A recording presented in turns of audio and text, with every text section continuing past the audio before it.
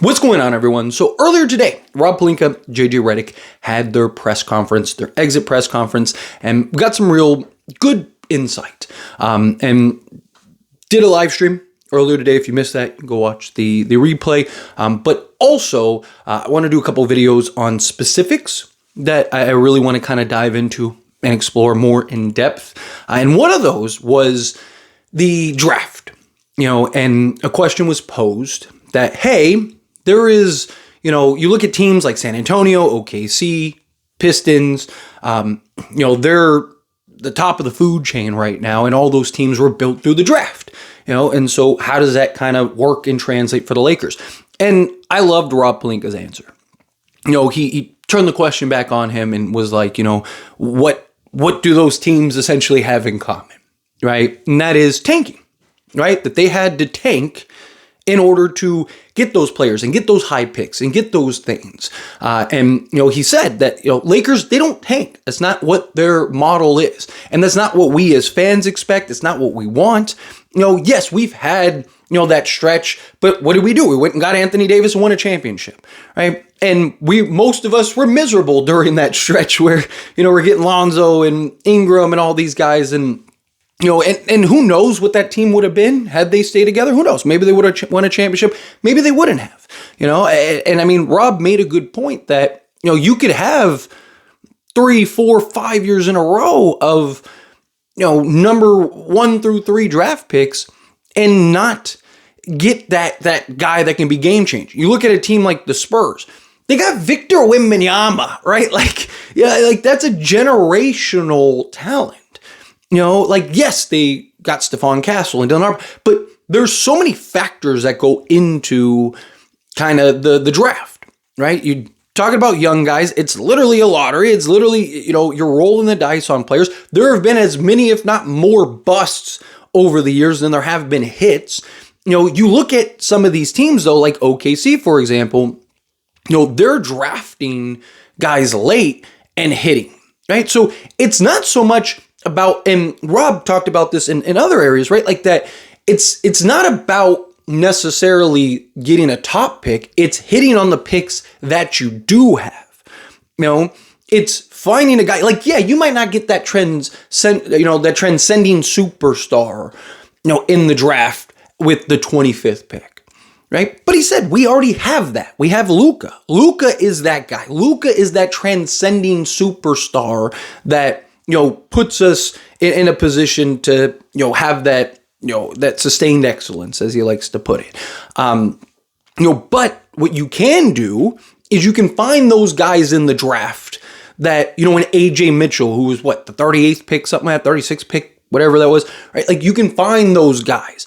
You can find guys, a Dude Theroux. I mean, obviously we'll see what he can become, but you see the remnants of what could be, if he progresses and grows and stuff, finding those high-end talents. So it's not, the draft in these young guys are important. The draft in these young guys are significant. It's not something that should just be looked at as nothing. It's not something that should be looked at as irrelevant. It's not something that should be looked at as, hey, this is entirely pointless, right? But it is something that is not really discussed. It's not something that is recognized, right? These teams, Spurs, they didn't make the postseason for 7 years. That's 7 years of grind and just, being one of the worst teams and going through all this stuff. You look at Detroit. Detroit last season was the worst record. But again, they got somebody like a Cade Cunningham. So it's not just about getting a top pick. It's getting the top pick in the right draft. Right now, somebody like AJ or Peterson, those guys, they could be something. They also could be nothing. I mean, Scoot Henderson was looked at as a no-brainer. People thought he was going to be the best player in the draft, and he's kind of been irrelevant, right? There's so many hits or misses or things like that. You look at teams, and you might get a really good player, right? You could get the number 1 pick and get a really good player, right? For example, Lakers drafted Brandon Ingram. Brandon Ingram is a really good player. He is. He's an all-star player. He's a very good player. But is he franchise changing, transcending level. Is he a Cade Cunningham? No. Is he a Victor Wembanyama? No. Is he an SGA? Which, by the way, they didn't draft, they traded for him. Like, if OKC doesn't have SGA, what are they? They're a very good basketball team, but are they looking to win their second NBA championship? Probably not, right? So there's so many factors that factor into all of this that isn't really talked about, isn't really discussed, isn't really, there's so much to it beyond just like, hey, here's, us tanking and going for good draft picks. Lakers draft department needs to be great. And Rob talked about how, like, hey, we're already starting the process. I'm about to jump on a plane to go do some scouting and stuff like that. He's going to go to the combine, check all that stuff out. He said we already got people that are over there and working and all that stuff. The scouting department, they're also in the process of hiring 2 assistant GMs, which I'll do a video more in depth on that. But one is going to be focused on the draft and finding guys and players. The other one's going to be on like the cap space stuff like that, which is what I talked about, right? With Mark Walters, you want all these different guys that wear different hats, right? Rob Pelinka, I've been defensive of him over the years because he's the only guy that has to do everything. Like people don't know and understand that, like, how many organizations have their president of basketball operations or their GM wear every hat? Literally. He has to wear every hat. He has to wear, the cap expert. He has to be the draft expert. He has to be the CBA expert. He has to be the player development expert. He has to, everything, right? You need to get those guys. You need to get those pieces. You need to get those things, which the Lakers are. And so to me, it's one of those things where I do think that what Rob said is spot on.